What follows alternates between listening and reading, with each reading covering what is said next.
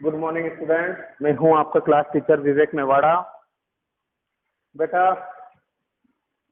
आपके half yearly start होने वाले हैं 2 नवंबर से, तो आप अपना हाफ ईयरली का सिलेबस आज नोट कर लीजिए। Half yearly syllabus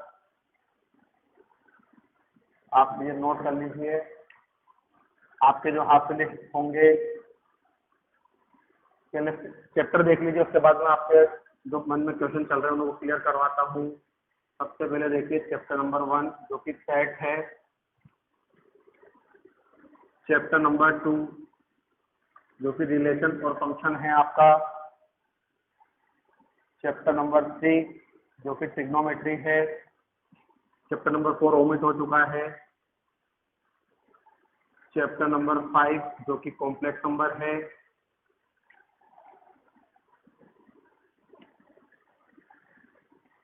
chapter number 6 जो कि लीनियर इनइक्वालिटी है,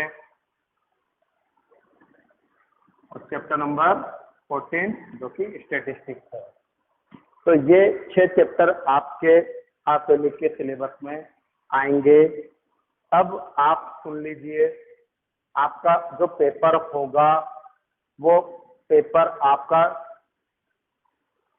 50 मार्क्स का या 40 मार्क्स का जो भी होगा आपको बता दिया जाएगा, या तो फिर 40 मार्क्स का होगा या 60 मार्क्स का 50 मार्क्स का होगा। तो अब आप फर्स्ट थिंग सुनिए, सबसे पहले आपको सिलेबस बताना था। ये चैप्टर आपके एनसीईआरटी की बुक से आपको पढ़ने हैं, आपका चैप्टर ये आएंगे। सेकंड थिंग सुनिए, आपका जो चैप्टर होगा, आपका जो पेपर होगा 40 या 50 मार्क्स का होगा। अब वो कैसे होगा सुन लीजिए, उसमें एक एक नंबर के क्वेश्चन होंगे, और 1 मार्क्स के जो क्वेश्चन होंगे वो आपके मल्टीपल चॉइस क्वेश्चन होंगे। आपको क्वेश्चन गिवन होगा, उसमें 4 ऑप्शन होंगे, उसको आपको टिक लगाना है करेक्ट वाले पर। तो 1 नंबर के भी होंगे, कुछ क्वेश्चन 2 नंबर के होंगे, कुछ क्वेश्चन 3 नंबर के होंगे, कुछ क्वेश्चन और 4 नंबर के होंगे कुछ क्वेश्चन। तो 1 नंबर, 2 नंबर, 3 नंबर और 4 नंबर, इस तरह से आपके 4 सेक्शन होंगे। अब पेपर मैडम बता देगी कि 50 नंबर का बनाना है या 40 नंबर का बनाना है, तो हम आपको ग्रुप पे इन्फॉर्म कर देंगे कि पेपर कितने नंबर का बनेगा। या आप रोज वीडियो देखते जाइए, आपको पता रखता रहेगा कि मैं आपको कुछ ना कुछ नई चीज बताता रहूंगा। थर्ड थिंग ये है कि आपका पेपर ऑनलाइन होगा या ऑफलाइन होगा, तो ये चीज भी आपको थोड़े दिनों बाद बता दी जाएगी कि आपका जो पेपर होगा वो स्कूल में ऑफलाइन होगा या ऑनलाइन होगा। ये आपको बता दिया जाएगा, बहुत जल्दी ही आपके ग्रुप पे इन्फॉर्म कर दिया जाएगा। या आप वीडियो कंटिन्यू देखते रहिएगा, तो आपको मैं ही बता दूंगा कि आपका पेपर ऑफलाइन होगा या ऑनलाइन होगा। इसके बाद बात आती है कि पेपर कितने घंटे का होगा, तो आपका पेपर 2 घंटे का होगा। 2 घंटे के अकॉर्डिंग आपको प्रिपेयर करना है, आपके पढ़ाई करना है आपको, और 2 घंटे के अंदर ही आपको पेपर पूरा कंप्लीट करना है।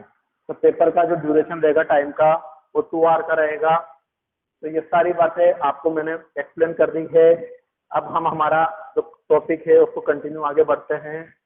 स्टैटिस्टिक्स के अंदर मैंने आपको पढ़ाया था मीन डेविएशन अबाउट मीन, जो कि टाइप 1 था। आज हम टाइप नंबर 2 पढ़ेंगे, मीन डेविएशन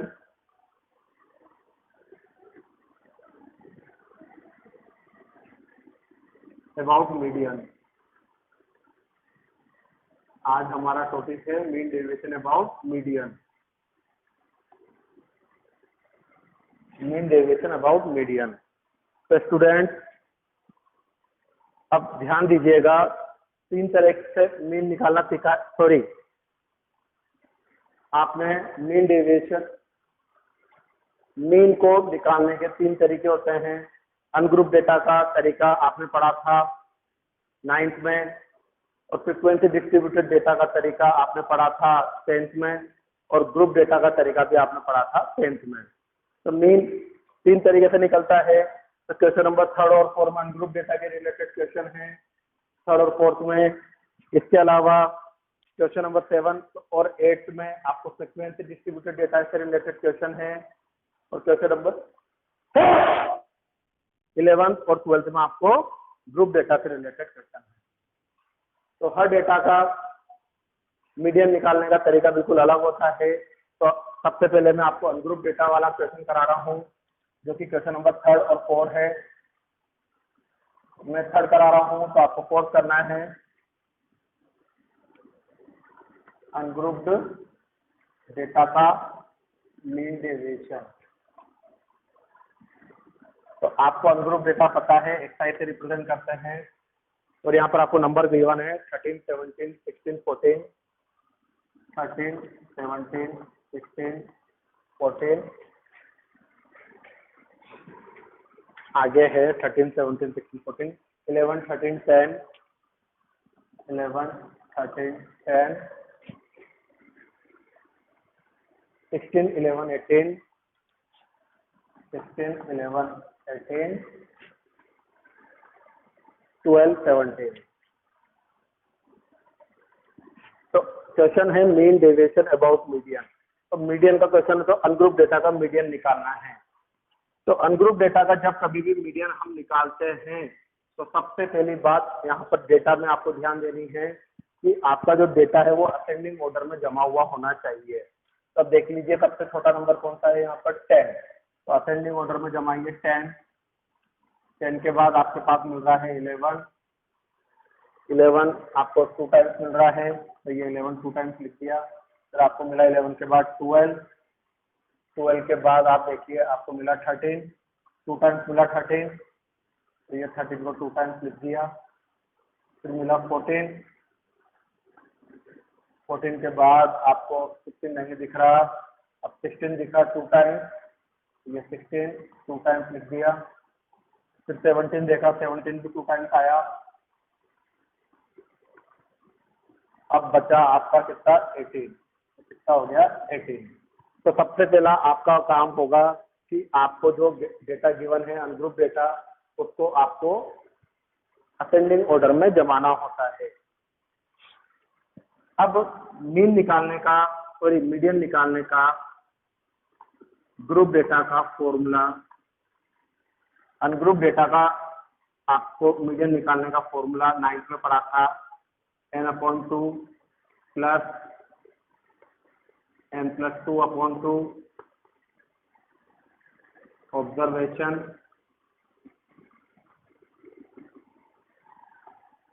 और इस पूरे का अपॉन में 2।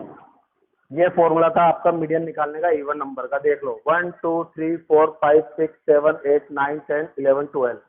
तो आपका क्वेश्चन में n कितना बन रहा है, 12। तो इवन नंबर का ये फॉर्मूला गिवन होता था 9th क्लासेस में। अगर n बराबर ओड नंबर आ जाता है, अगर किसी क्वेश्चन में n ओड नंबर आ जाता है, तो मीडियन निकालने का ये फॉर्मूला हुआ करता था 9th क्लास में, n+1/2 ऑब्जर्वेशन। और इवन नंबर का ये फॉर्मूला होता था। तो हमको हमारे क्वेश्चन में n कितना मिल रहा है, यहाँ पर 12। तो 12 में 2 का डिवाइड करा तो 6, 12 + 2 14/2 मतलब कितना हो गया, 7। इन दोनों के ऑब्जर्वेशन में आपको डिवाइड करना है 2 का। तो 6 नंबर का ऑब्जर्वेशन देखिए क्या बन रहा है, 1 2 3 4 5 6। तो 6 तो ये बन रहा है और 7 ये बन रहा है। तो 6 नंबर का ऑब्जर्वेशन बना आपका 13 और 7th नंबर का आपका ऑब्जर्वेशन बना 14। दोनों ऑब्जर्वेशन को रखकर 2 का डिवाइड कर दोगे, दोनों को ऐड करा तो 27/2 और 27 में 2 का डिवाइड करा तो आपका मीडियन कितना आ गया, 13.5। मीडियन कितना आया, 13.5। तो अभी इवन का क्वेश्चन था, तो इवन में ये फॉर्मूला लगाया। अगर n ओड होता तो आप ओड में ये वाला फॉर्मूला लगाते थे। अब देखिएगा आपको मीन डेविएशन निकालना है। अभी तक तो बस आपका मीन निकला, सॉरी मीडियन निकला है। अब मीन डेविएशन निकालना है, तो आपको करना क्या होगा, मीन डेविएशन का फॉर्मूला होता है जो हमने पढ़ा था मीन के अंदर, सेम वही होता है। ये मीन डेविएशन अबाउट मीडियन का फॉर्मूला।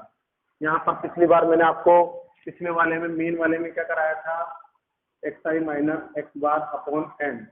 तो x बार को मीन से रिप्रेजेंट करते थे तो मीन का रिप्रेजेंट एक्स बार होता था, लेकिन अब मीडियन है तो मीडियन को मैं यहाँ पर एम से रिप्रेजेंट कर रहा हूँ। मतलब हमारे पास एम की वैल्यू कितनी आई है क्वेश्चन में?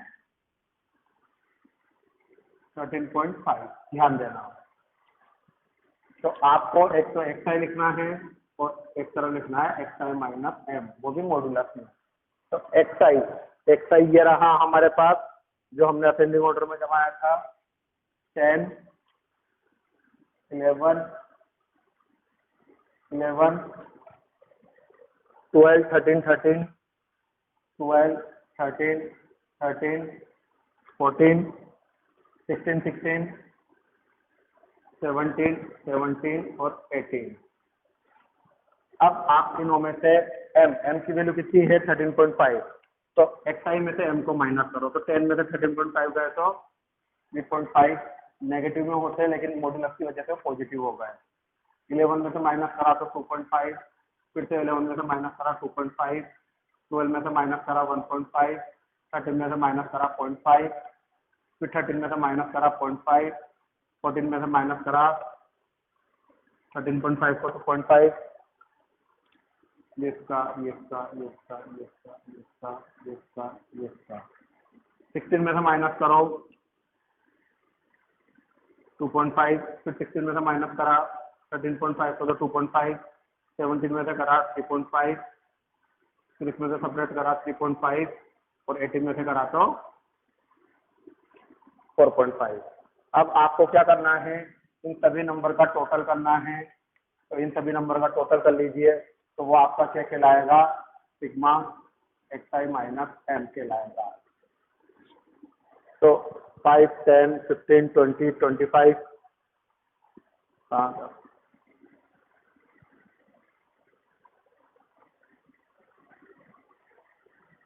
60 का 0, कैरी बचा 6, 3, 5, 7, 5, 7, 8, 9, 10, 11, 12, 13, 15, 16, 22, 28। कितना आया? 28। इस पूरे का टोटल कितना आया? 28। और आपको एन कितना दे रखा है क्वेश्चन में? 12। तो अब आपको मीन डेविएशन निकालना है। तो मैंने आपको जो ऊपर फॉर्मूला दे रखा है मीन डेविएशन का, उसमें आप वैल्यू रख दीजिए 28/12। तो यहाँ से आपका मीन डेविएशन अबाउट मीडियन निकल जाएगा।